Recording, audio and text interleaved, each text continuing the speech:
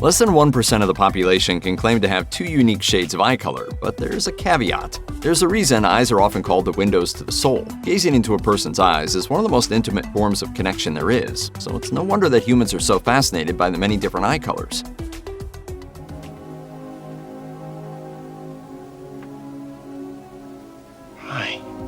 As you probably know, eye color is determined by the amount of melanin found in the front layers of the iris. Melanin is a pigment created by cells called melanocytes, which are located in your pupils and irises. The more melanin in your iris, the darker its color. While everyone is familiar with brown eyes, green eyes, and blue eyes, there are some rarer colors out there, and red and violet are among the rarest. But in the real world, there's no magic involved. Though these are technically two of the rarest eye colors, they're only found in people with albinism. People with albinism are born with very low levels of pigment in their skin and hair, and even the majority of people with this condition don't have red or purple eyes.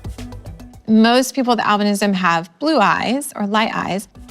Although an estimated 1 in 20,000 Americans has albinism, according to Very Well Health, eye colors outside of green, hazel, blue, and brown only show up in a minuscule 1% of the population.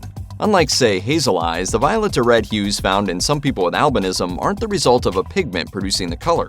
As explained by a study in the Journal of Human Genetics, those colors are actually caused by the lack of color in their irises, which then causes the blood vessels in the retina to show through.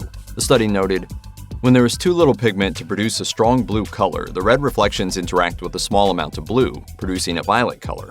Of course, there have been famous people over the years who've appeared to have violet eyes, Elizabeth Taylor being the most prominent example. So what gives with that?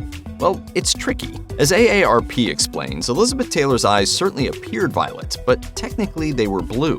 The perception of a deep violet hue came from the makeup, costumes, and surroundings at any given time.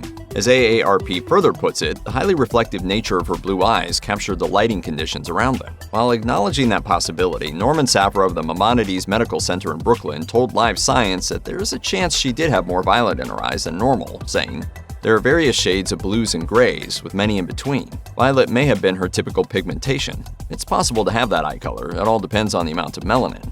Regardless, the actress definitely knew how to bring out the violet in her eyes through the use of makeup and lighting. Besides red and violet, there's another exceedingly rare eye color, gray, which again appears in less than 1% of the population. Though previous data suggested green was rarer than gray, gray is now considered its own color. Previously, it had been grouped with blue, an incorrect classification that overestimated its prevalence. True gray eyes, according to the World Atlas, are most frequently seen in the populations of Eastern Europe and Northern Europe. They are caused by a low level of melanin in the front layers of the iris, as TikTok doc Karen Raj explained.